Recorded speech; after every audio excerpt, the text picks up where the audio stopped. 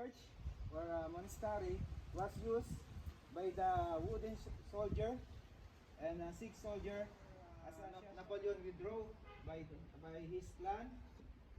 His all soldiers stay here, sick soldier and wooden soldier massacred or killed by the Ottoman.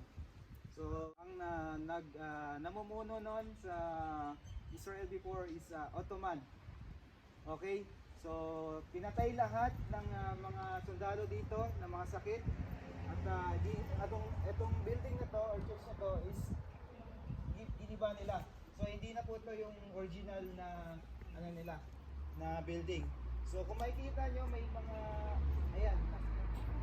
So sa building may mga parang marks ng may marks ng kulay gray.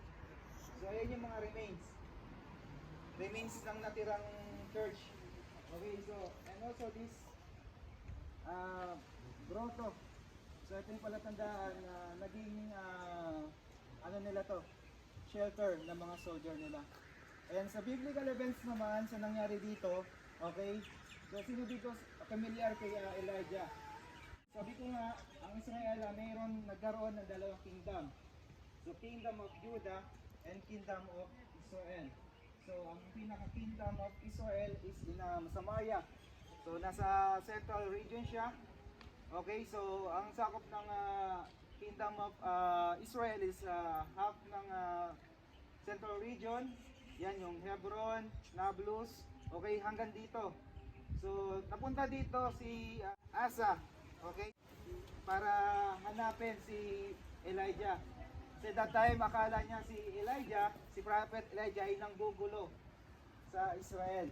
So this part of Israel. Okay? So that time sobrang sama haring ito. No? Namanan niya yung kasamaan. Ginawa ng tatay niya. Okay? So pinakasalan niya si Jezebel, which is sumasamba siya sa mga Diyos-Diyosan. Okay, so ang prophet nagkaroon ng mga propeta si Jezebel. And also si Jezebel ang mapumatay sa mga prophet ni Yahweh or ng Diyos. Okay, so that time pinatay lahat ng mga propeta ng Israel, ng Diyos. Okay, so ang natira na lamang sa propeta is yung si Elijah. Okay, so dito, kung napansin nyo sa sa kuweba na yan, so dito, nagtago si Elijah. And also some of prophet na natira. Okay, so dito, maraming kuweba dito. So ito yung pinaka-main na talaga na pinagtaguan ni Elijah. Okay, so dahil nga pinaghahanap siya ng hari ng Israel. And also dito rin siya nagpakita kay Obedias na kahalili or tapat na lingkod ng hari ng Israel.